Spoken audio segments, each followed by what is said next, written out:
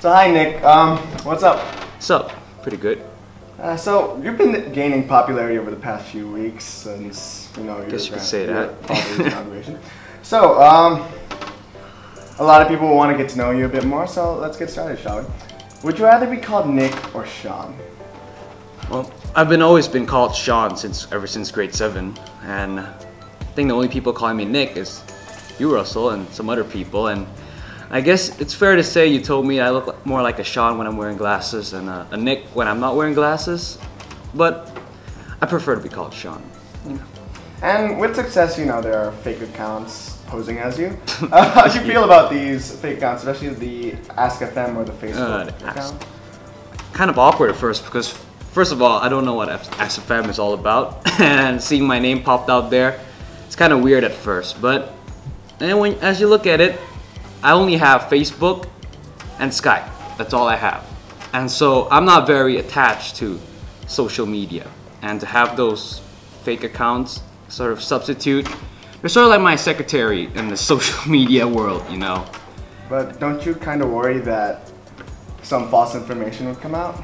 Sort of worry about that, yeah, and there's been some false information coming out, but there's not much you really could do around there, and people get to say whatever they want online. And, with your success comes fangirls. How do you feel about those? Oh, fangirls. I don't really read those comments online, and so I guess my friends will read it for me. And those fangirls, well, I appreciate what they're saying about me, and they're mostly positive. But yeah, that's all about it.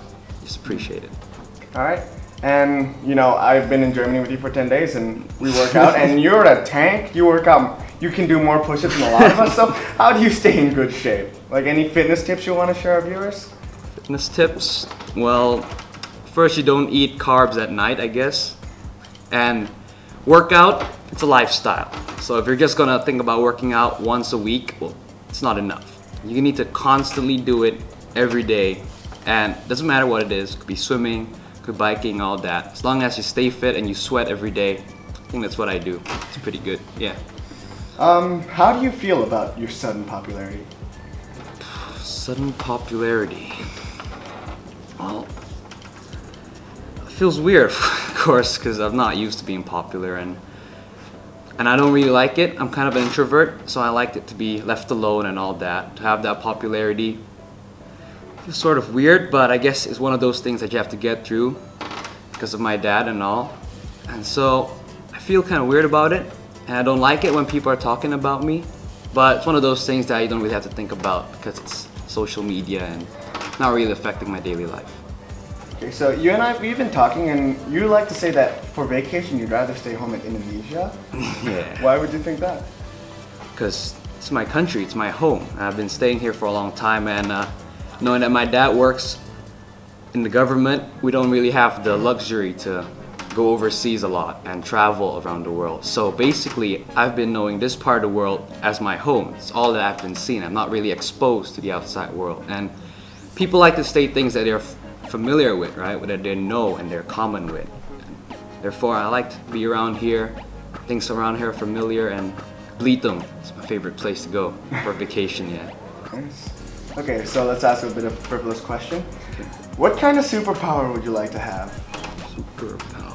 Well, I guess it'd be really cool to be super smart, but maybe that's a bit cliche.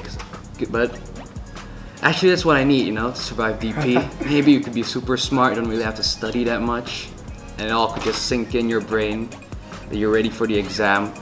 And that's pretty good. I don't want those extremes, flying and everything. Although, flying would be cool. Could I have two? Flying and being smart. Sure, go for it, okay. I guess. Alright, and the girls of voice want to know this. Who's your favorite Kardashian? Favorite Kardashian? I thought there's only one, right? It's Kim. There's actually 4. There's actually 4. Well, yeah. Kim is all I know, so I guess I'll stick with Kim. Also, we know you want to be a soldier.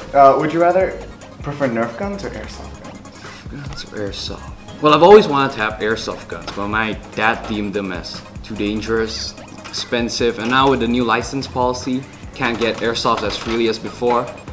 So if I could have an airsoft and if I've started collecting airsoft guns, I guess I would prefer airsoft guns. But then on the other hand, Nerf is much more economically affordable.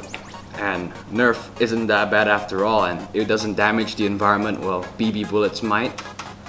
So I guess airsoft would be good in some occasions, but most occasions, I'd stick with Nerf. Okay, and speaking of guns, and I alluded to it, but where do you see yourself in 10 years? I see myself in 10 years, hopefully a doctor or geologist, that'd be cool, and hopefully serving in the military. Oh, that's nice. Fight for your country, no? Yeah. Your PP was to make a board game for the less fortunate called Call of Lids. And so far it's been quite a success. We see kids playing it at lunchtime. How do you feel about the success?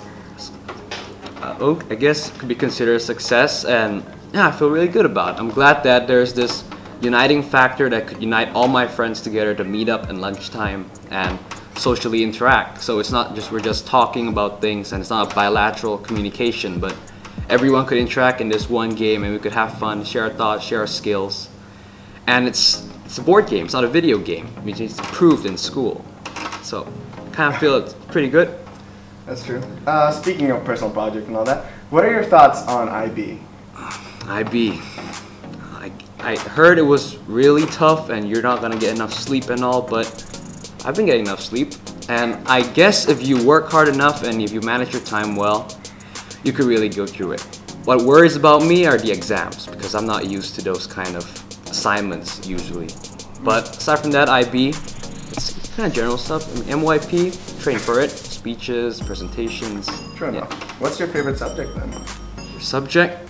Well, I could say I love history because I like learning about things in the past. But geography, I think, is my second choice. Learning things. It's important to learn things from the past and learn things what's going on in the present and how they both connect.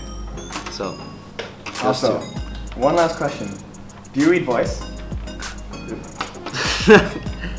I've opened the website, but no, I don't generally read a lot. Well then, thank you so much for your time, and now people get to know you a bit better. Yeah.